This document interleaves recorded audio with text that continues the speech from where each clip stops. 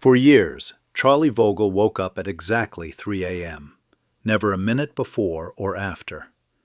The knock always came once, not loud, not soft, just certain, measured, as though the knocker knew he was listening.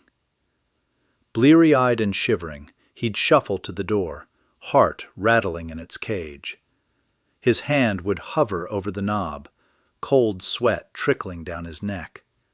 And every night, without fail, he'd stop, senses screaming, breath held, as his eyes scanned the shadows curling through his living room.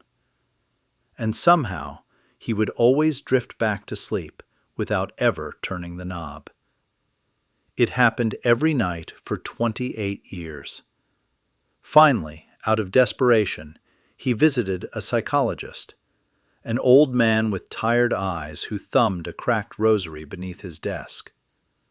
The doctor spoke in a quiet voice. "Open it," he said. "Next time it knocks, open it. That's the only way to stop it." Charlie went home feeling sick. That night he lay awake, watching the glowing digits of his bedside clock crawl toward 3 o'clock.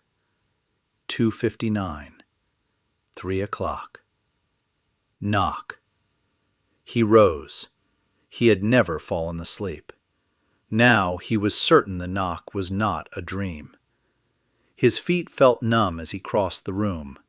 The air was heavy, thick with something ancient. The knob was colder than usual, almost pulsing. He could feel something on the other side, waiting, expectant. He told himself it would be fine. It had to be. He was doing what the doctor said. He turned the knob. The door creaked open. A little old lady stood hunched on the porch, wrapped in a thin shawl that moved though there was no wind. Her skin was ashen, her back twisted, her eyes black and bottomless. She smiled, a too wide, too wet smile. "Thank you," she croaked, stepping over the threshold. Charlie stumbled back.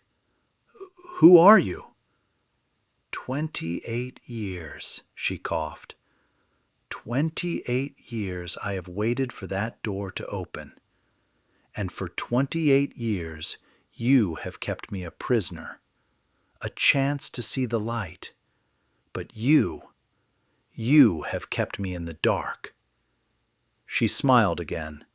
Her teeth were long and yellow, worn from age. Intent is louder than words. Curiosity opens more doors than keys ever could. Charlie's heart hammered in his chest. He tried to slam the door, but the woman stepped forward, jamming her rigid old shoe into the opening. "Please, what do you want?" Charlie shouted, pressing against the door with all his weight.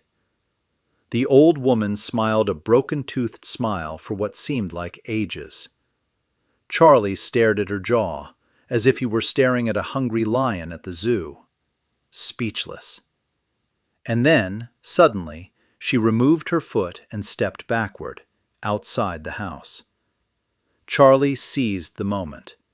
With a frantic shove, he slammed the door shut, throwing all his weight behind it. He let out a long, shaking sigh of relief and turned, leaning against the door.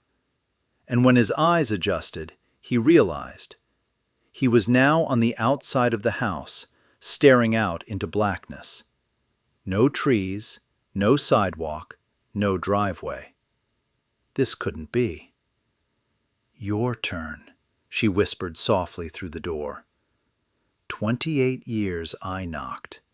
Now you knock. Until someone answers, or you forget your name.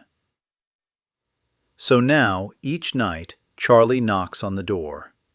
He won't know whose door, but he will wait in the darkness until someone, anyone, answers. Knock.